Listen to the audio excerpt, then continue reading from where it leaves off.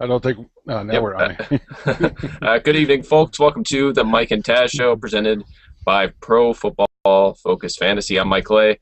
My partner, as always, is Jim Day. Jim, lots to talk about tonight. The draft coming up here in a week. Of course, player movement kind of slow the last couple of weeks. Free agency has wound down. We kind of centered the show around free agency for a while, but now, some more new topics to talk about with the draft coming up, with early dynasty drafts and not quite redraft drafts quite yet, but lots to talk about as draft strategy really comes into focus this time of the year.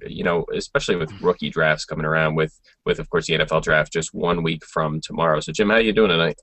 Hey, I'm doing great, Mike. Glad to be up here talking some football. Yeah, absolutely. And our guest tonight is going to be Pat Daugherty from over at Rotoworld.com. He'll be on in a little bit. We're going to talk about each of us are going to give you our top 5 breakout stars on offense for the 2013 season. So we'll get to that in about 10 or so minutes when Pat joins us.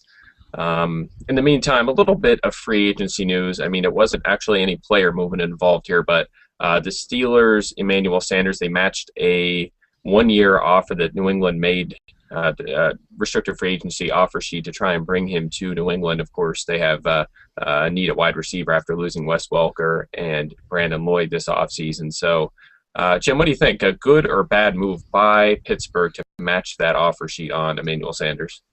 Well, I think it was a good move by Pittsburgh to match the offer. I think Pittsburgh screwed up the whole deal in the first place by giving him a third-round tender in the first place.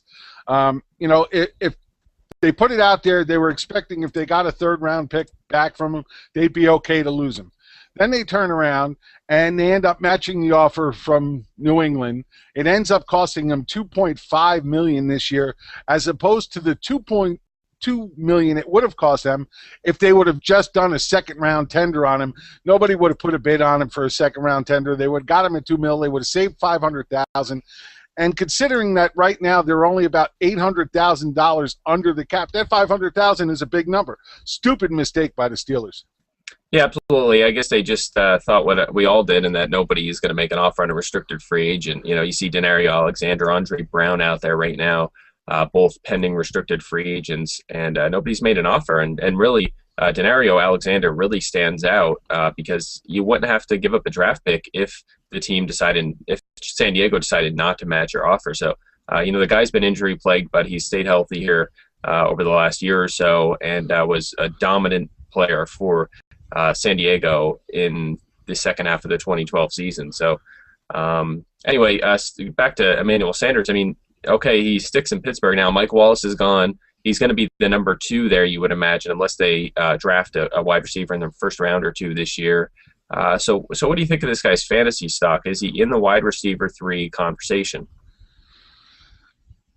I think he has that shot to be that guy. They need him to be that guy this year. But the way everything went down with Pittsburgh, no matter what he does this year, he's going to be gone more than likely next year from them. So this is absolutely a contract year for him, make or break. He's got to go out there, stake his claim, hoping to get that big money, but he's got to have a big year. Yeah, that's right. I mean, I could see them re-signing him to a long-term deal. It wouldn't shock me. I mean, they could have given him up for $2.5 million this year and a draft pick. They decided not to. So that tells me if he has a solid year this year, and I think that's really the key. I think that if he comes out, has a good year, they'll look to extend him. That's not something they've done recently, but I don't think he's going to be quite as expensive as a Santonio Holmes or a Mike Wallace. I think they'll be able to afford him unless he just goes nuts this year, which I don't think he's going to do. I don't think he's that great. I liked him coming out of school, but he just really hasn't lived up to expectations in that third wide receiver role. Had some bad drops last year. So, in terms of fantasy, I think that the target volume will be there unless they make a big splash in the draft next Thursday or potentially on Friday in round 2 or 3. But really, I think that he'll probably settle in as seeing, about 20% of the targets as their number 2 wide receiver this year opposite Antonio Brown. Probably maybe a borderline number 4 fantasy receiver, not a guy you're going to want to start in 2013.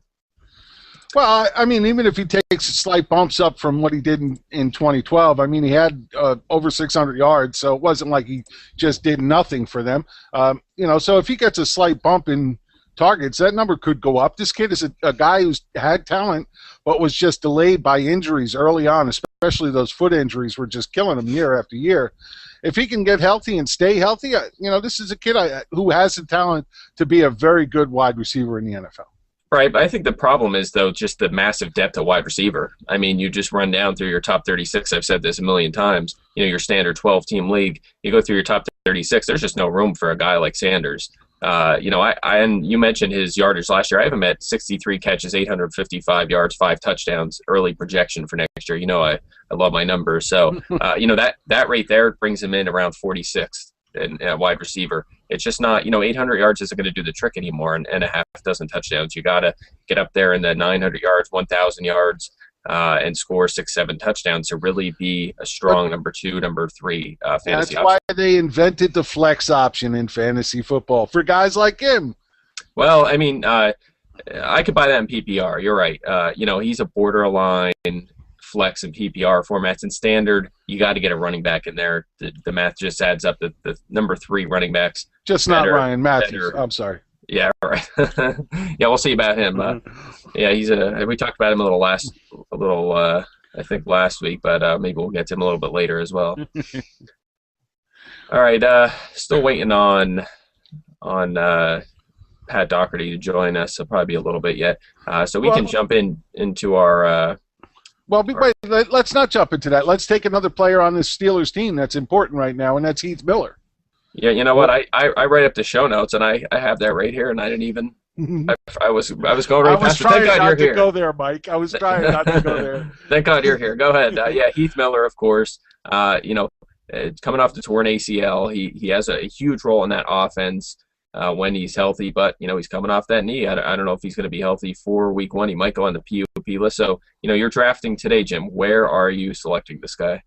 Well, it's kind of funny because we're talking about him because we were doing a live draft for our podcast last Friday night, and in the middle of doing all the podcasting and everything, I drafted him without even thinking and had to be reminded of the torn ACL because it totally had slipped my mind.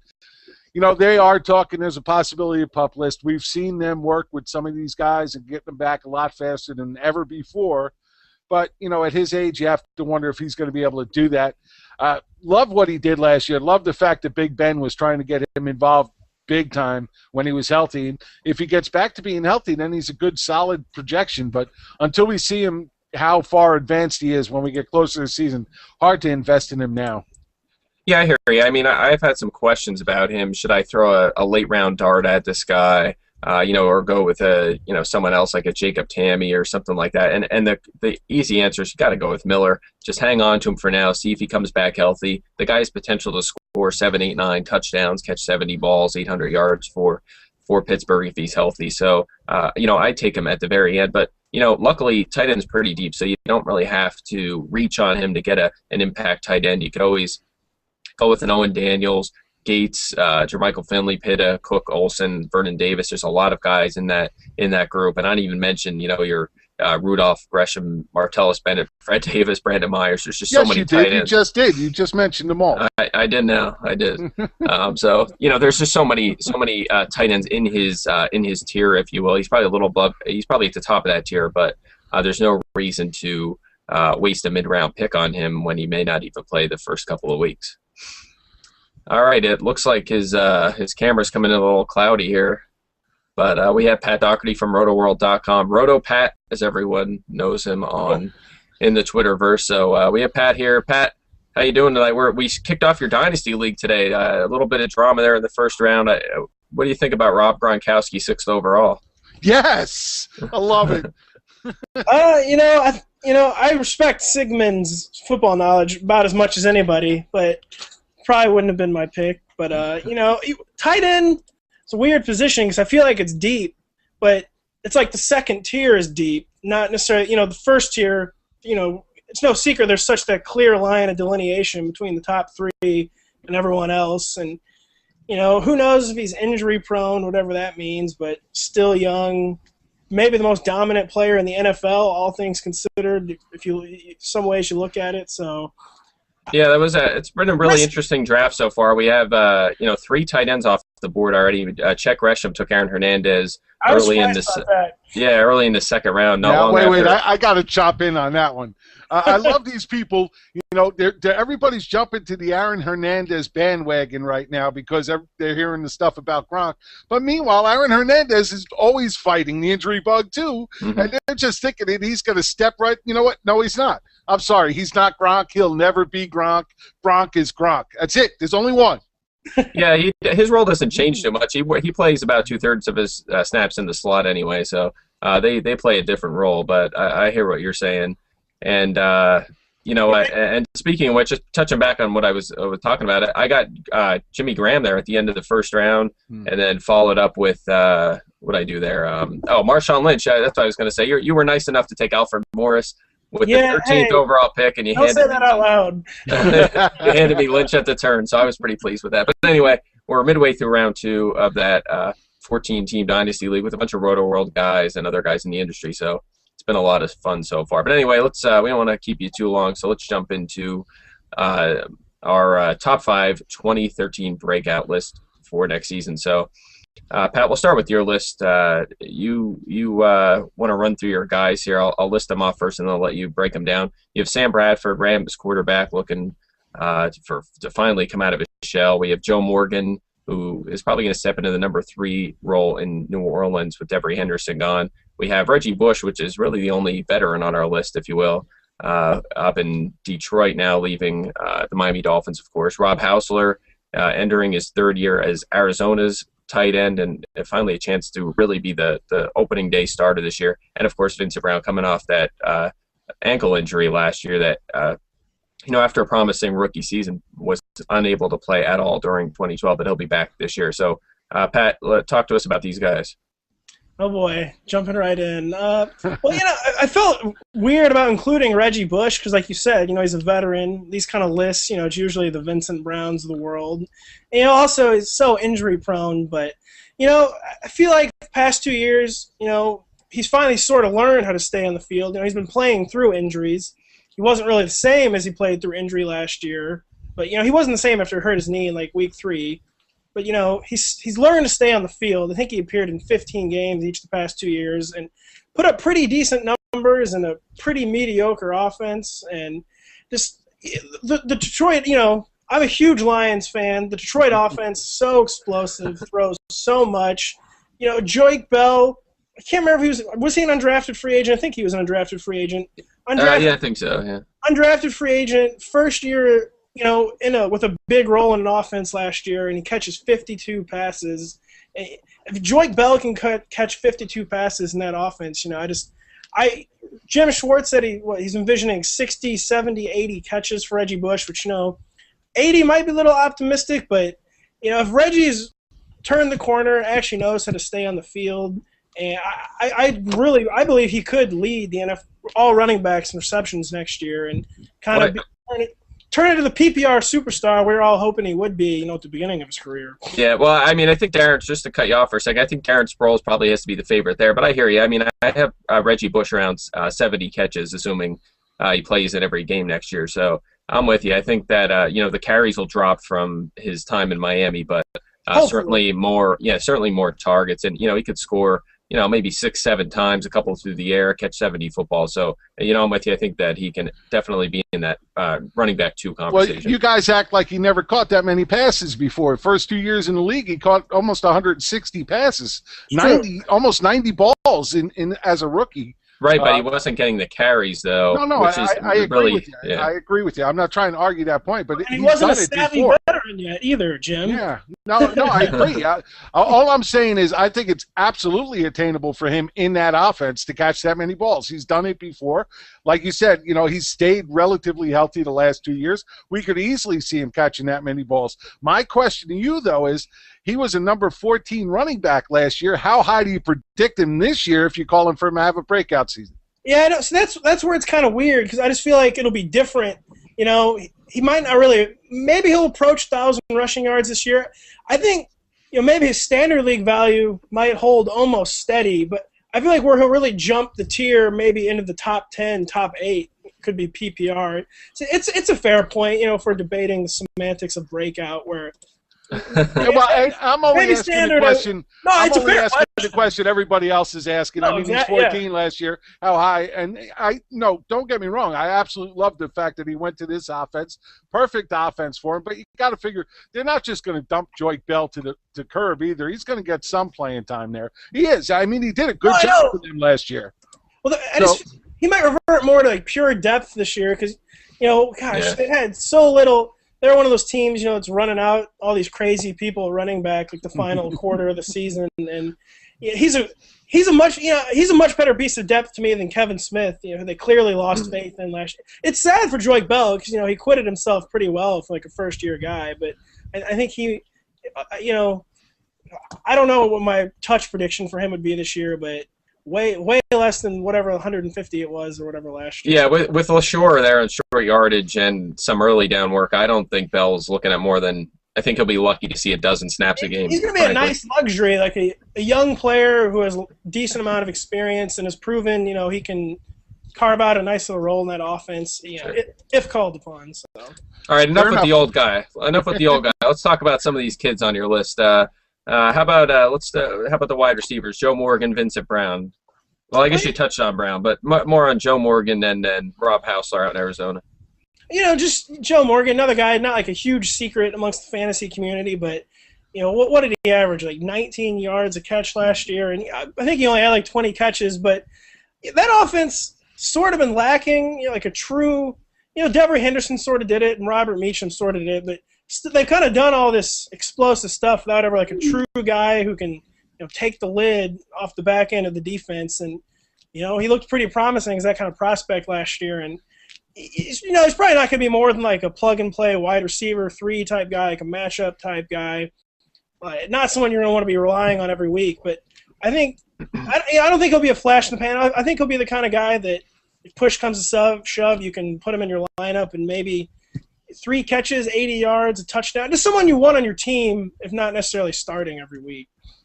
That was kind of long and rambling. Sure. Well, all I'm going to say is your 5 guys here, I want them all to be your next 5 picks in our draft.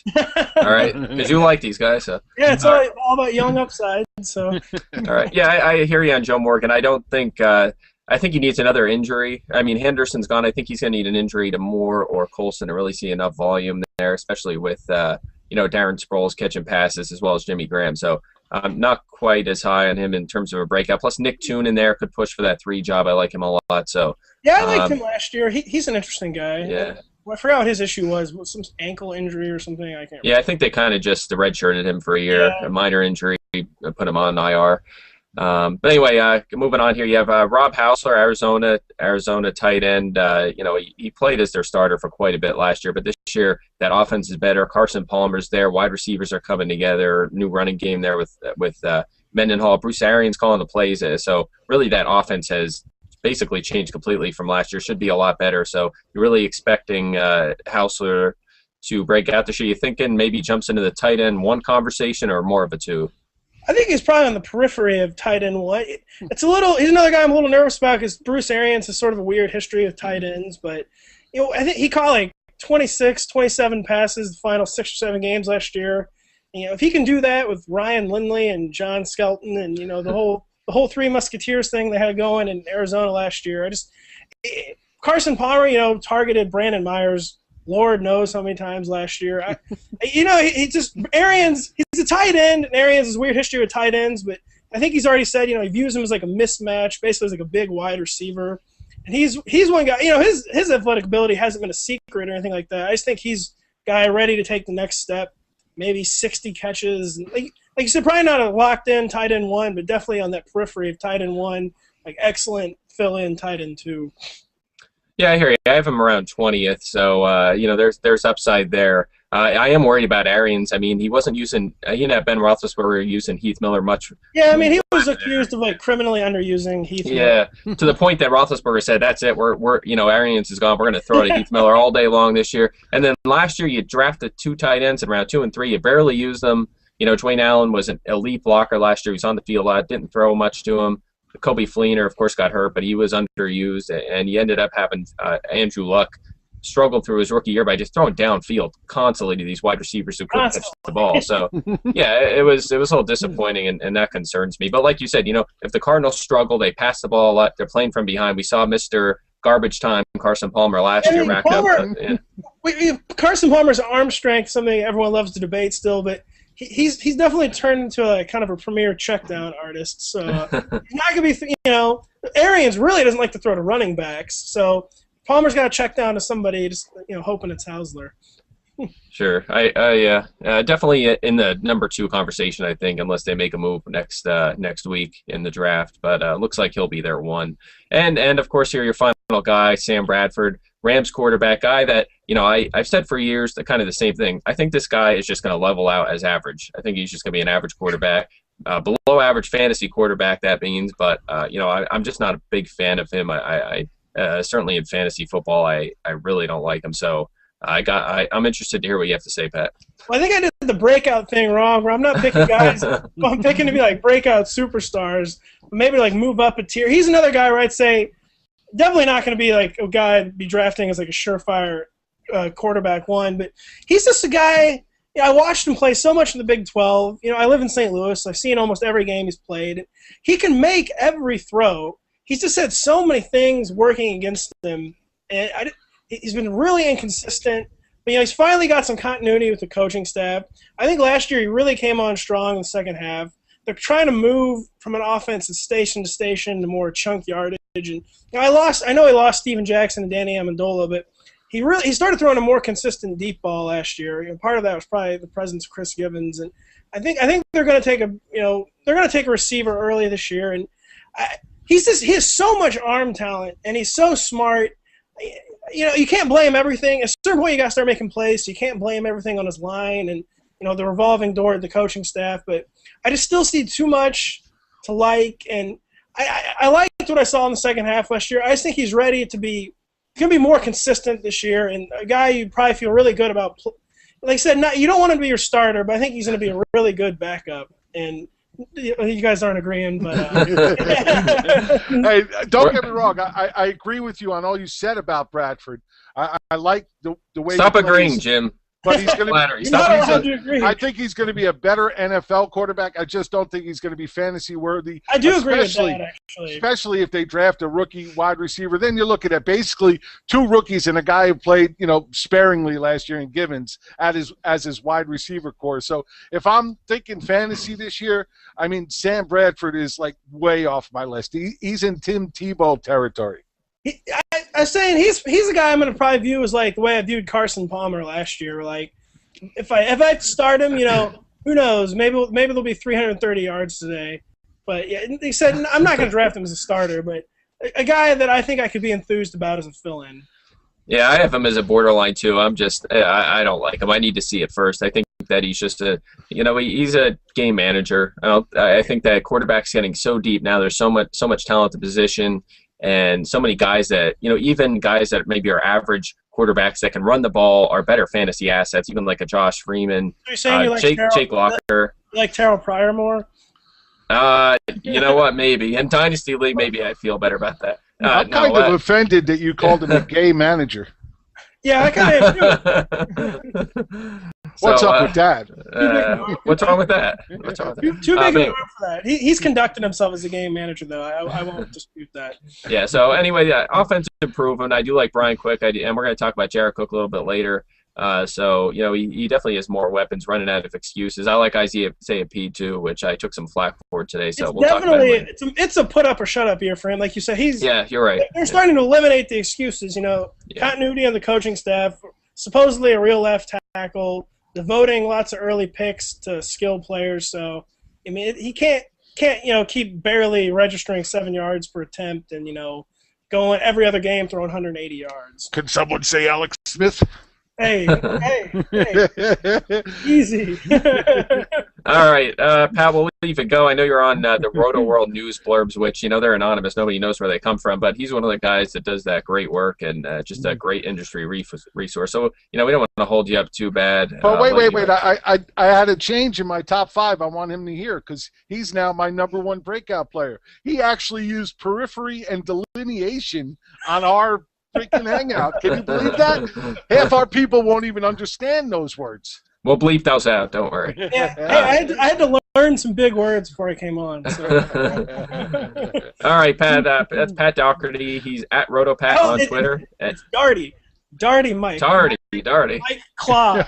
Looks like. I should have asked first. See, I'm nobody's watching. Hey, I kind of thought it was that being a nice Irish fella, but hey, you guys both work at Rotoworld. I figure he had to know. Well, we don't talk about that sort of stuff. He's just at RotoPat to me. So gosh. All right, but of course, Pat is a NFL and Major League Baseball writer at Rotoworld.com. Pat, thanks for coming on today.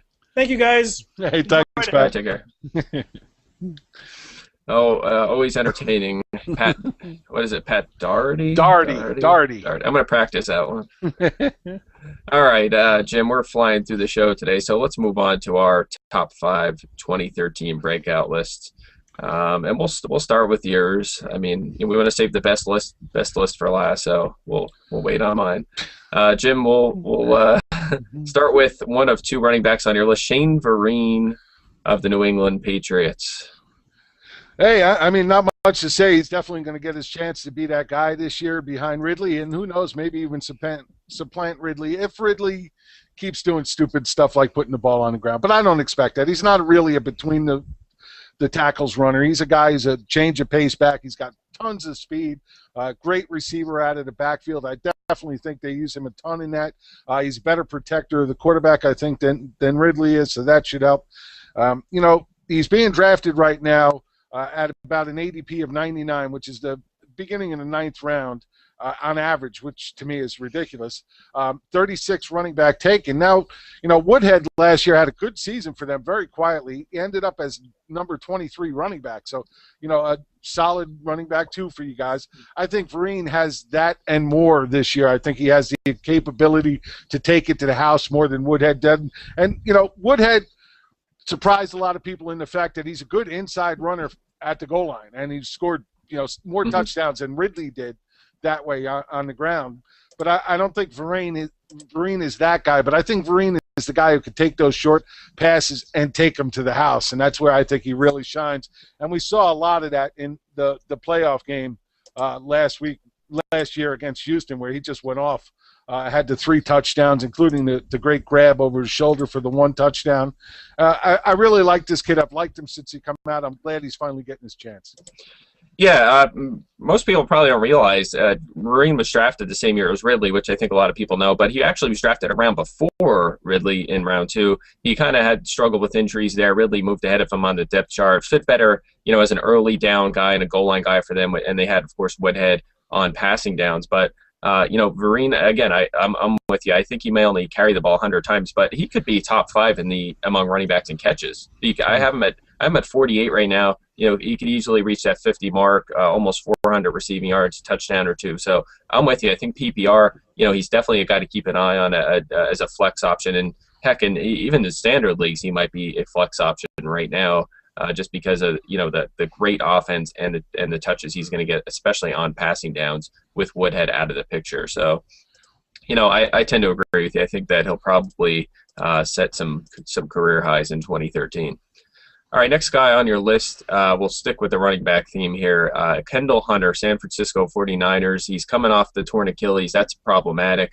I'm not 100% sure he's going to be ready for the season. It looks like he should be because it happened earlier in the year. But, it's a run-heavy offense, but you have Frank Gore there. You have Michael James there. So what are you thinking about Hunter in 2013, Jim? Well, like you said, he's coming off the Achilles injuries, but he's ahead of schedule. Now they're saying he's going to be ready for training camp, which is a huge boost. I love this kid. I think he's got a ton of talent. Frank Gore is going to be 30 this year, coming off 258 carries last year. I think we see a little decline on that. The one thing we know is that with Harbaugh as a coach, they're going to run a lot.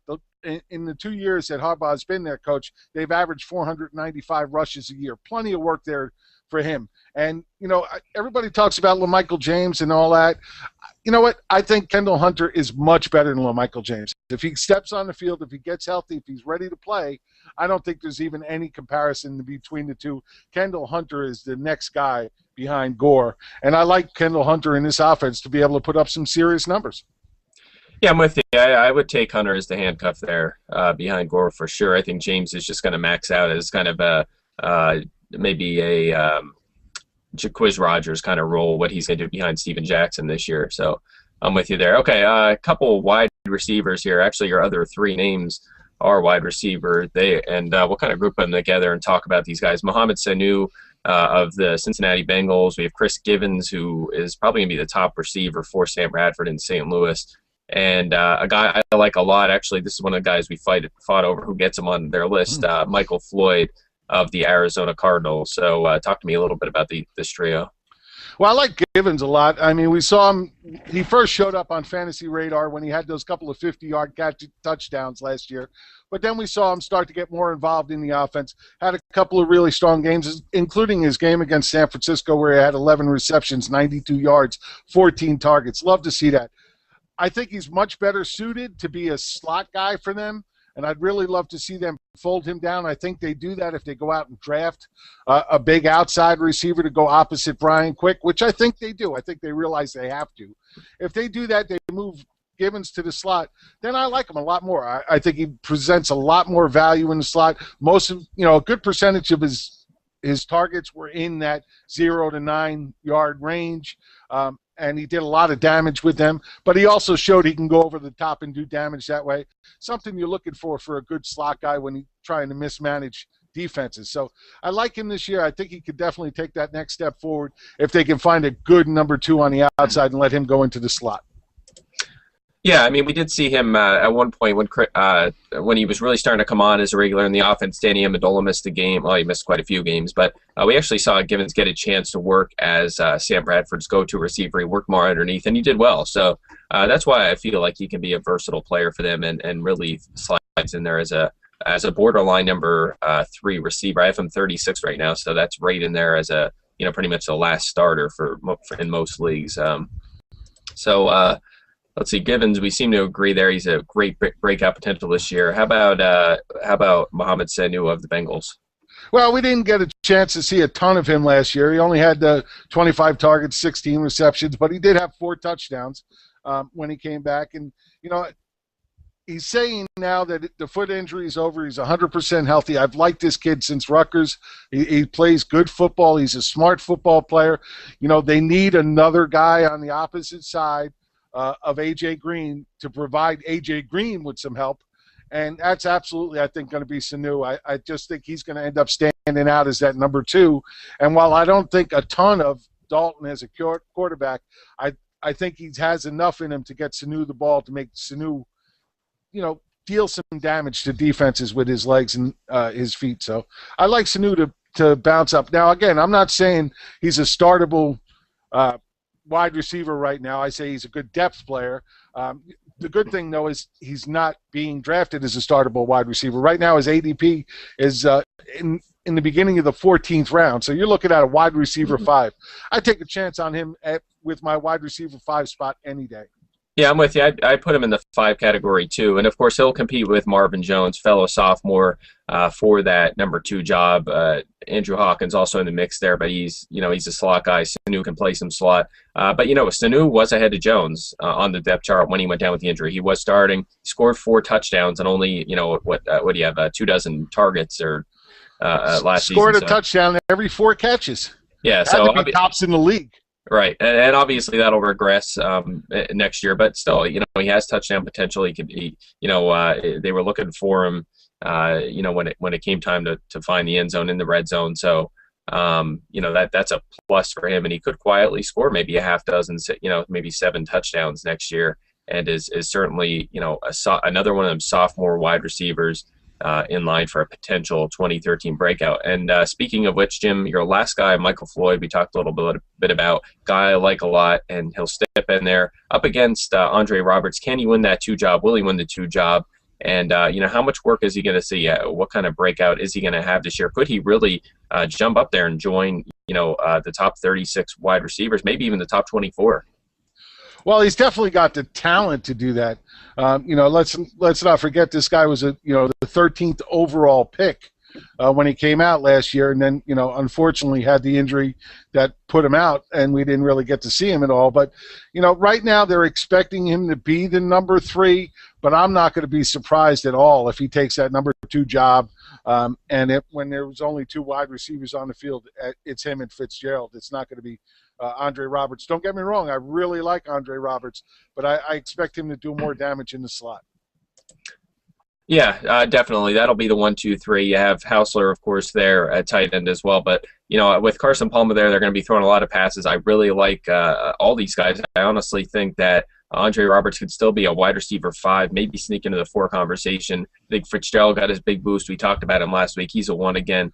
And I like Floyd a lot. You said it. He was picked in the middle of the first round last year, actually on the earlier side.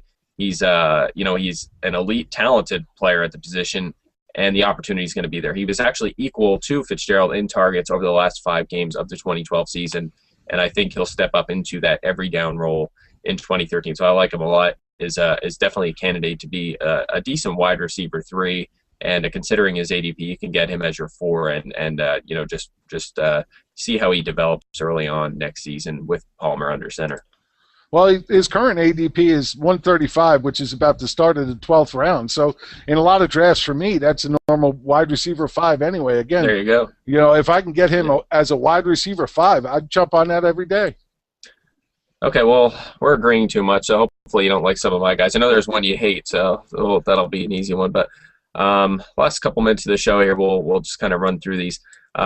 First guy on my list is Ryan Tannehill. Now, this guy's a little bit of an unknown. They worked a lot through the running game last year, especially near the red zone. The team just had a very bizarre pass-to-rush touchdown ratio, favoring rushing the highest in the league, the most slanted towards running in the league, I should say. But Tannehill, a big-time talent. He did a lot of good things as the starter for Miami, despite not having many weapons. They've really added to that this year. They added Mike Wallace. They added Dustin Keller, Brandon Gibson. Running game could potentially be better with Lamar Miller there. So I think Tannehill has a chance to really break out this year. And, there's a lot of depth at quarterback, but I think there's a little bit of a veteran drop-off after the 13 or 14 spot. I think Tannehill may be that next best guy, and really is probably end up going to be a strong number 2 fantasy option this year at quarterback. It's hard to get on board when you look at his numbers. I mean, he threw for 3,200 yards, but he only threw the 12 touchdowns. He had the 13 interceptions on the season. Not great numbers, not what you're looking for. But again, like you touched on it, I mean, the receiving core wasn't all that. Brian Hartline is definitely no wide receiver 1 in anybody's book. And he showed it in every game except 1. So that's definitely a case. But now they got a wide receiver 1. And you can say what you want about Mike Wallace, but he makes plays. The other thing I really liked about Tannehill is if you watched him in the beginning of the season, he looked scared, he looked tentative, he wasn't sure what he was doing. As the season progressed, you could easily see him getting better, getting more confident, feeling more comfortable in the pocket. And over the last 6 games, you saw that, because over those last 6 games, he threw 6 touchdowns with only 2 interceptions. So his game definitely improved. When you add in all the weapons that they've added in for him around him, if they beef up that offensive line even a little bit, give him a little bit more help that way, I agree with you. I think this kid, he's got all the talent to take that step. There's no reason in the world we can't be talking about him as a top 10 quarterback going forward. Maybe not in 2013, but going forward. Yeah, I'm with you. And he runs the ball a little bit too, so you could be looking at a guy that racks up another 250 rushing yards. That's 25 fantasy points right there. Gives him the big boost over, some of these other middle-of-the-pack quarterbacks. Well, he had 214 rushing yards last year and 2 rushing touchdowns, so that helps, like you say. So. Yeah, absolutely. Moving on, the only running back on my list, Isaiah Peed. I went back and forth a little bit on Twitter today with some people about this. I made a dynasty trade this morning, traded Peed. I traded Kenny Britt and 2 late-round picks and a couple other guys I was going to cut anyway for Isaiah Peed in the PFF Fantasy Dynasty League.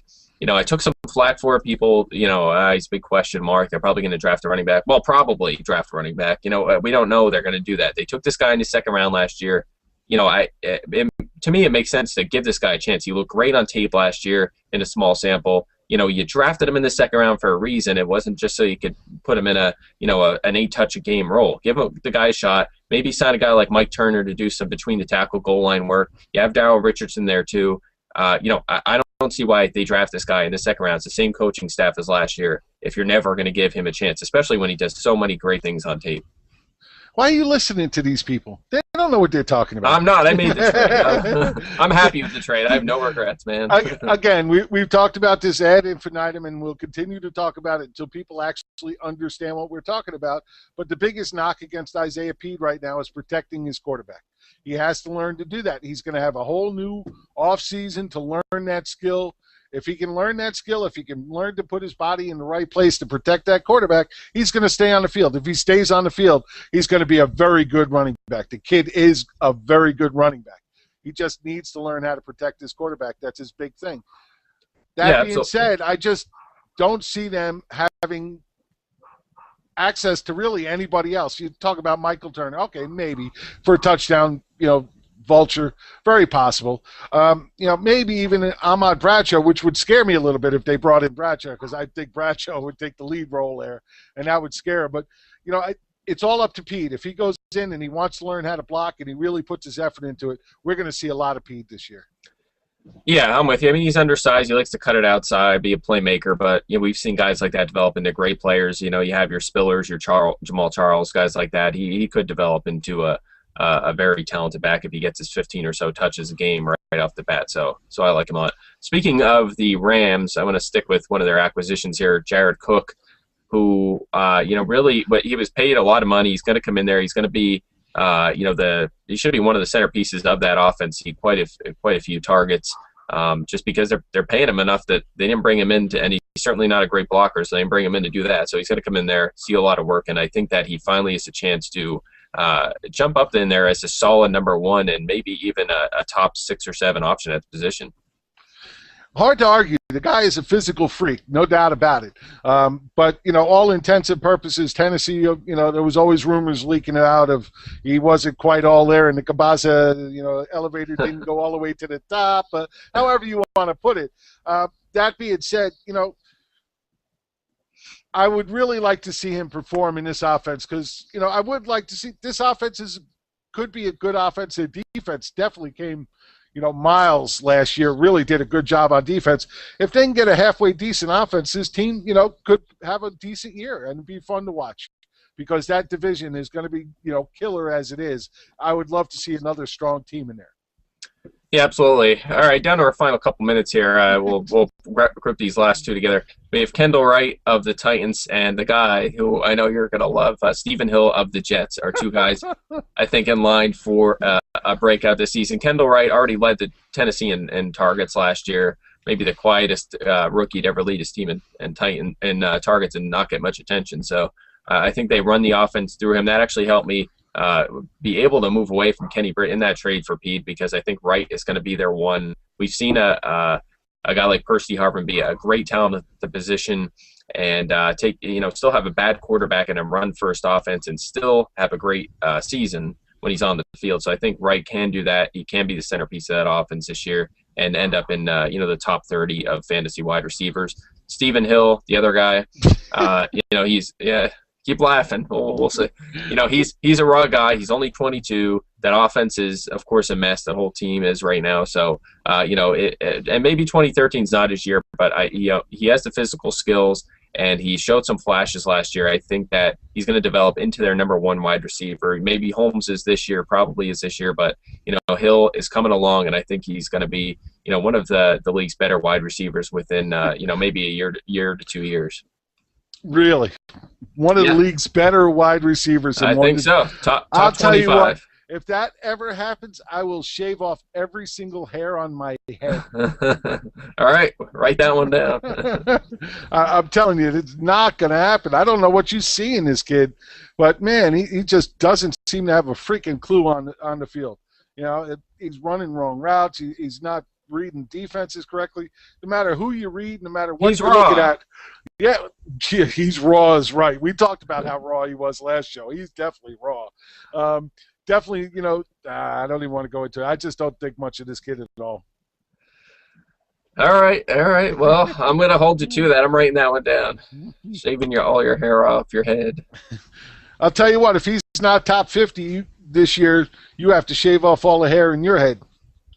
I'm not doing that. I don't trust him that much. Not yet. Not yet. Maybe 2014. Maybe next year I'll take that bet, but I think he still needs some work. Only 22. You know, we saw some growing pains. Still a bad quarterback situation too. Oh yeah, you got to go there, aren't you? I have legitimate. Blame excuses. it all on the quarterback. Yeah. Hey, you put him on New England, I'd take the bet, but yeah, he has a way to go yet. But I do like him. I think he's a long-term option, and maybe he breaks out this year. So certainly a guy to keep an eye on. Hey, if I was you, I'd let somebody else keep an eye on him. All right, will do. No, I was talking to people watching. We'll see. Hey, we all heard it. You're on TV now. There's video to go with audio, so people heard what you said. Hey, that's okay. I've already shown people I'll stand up to my bets. You saw me with the half-shaved head with the pink hair, so I've done it. I've been there. I'll do it again. All right. We'll get you out of here so you can go rethink your decisions. All right, folks. Thanks for listening. That's going to wrap it up for this week. Of course, you can follow us throughout the week on Twitter. Jim's at FantasyTaz. I'm at Mike Clay NFL. Pro Football Focus Fantasy, of course, is where we come from. You can follow that feed on Twitter at PFF_fantasy. And you can check out our work at www.profootballfocus.com, the fantasy section there, as well as Facebook and Google Plus at Pro Football Focus Fantasy. For my partner, Jim Day, and our guest tonight, Pat. That's what we're going with. Pat Daugherty. Pat Daugherty. I'll try that again. For my partner, Jim Day, and our guest tonight, Pat Daugherty, I'm Mike Clay. Have a good night, and we'll see you next Thursday just before the draft kicks off. Should be great, Jim. Thursday, Friday, Saturday. Can't wait for the draft. All right, thanks, everybody. Absolutely. Good night, all.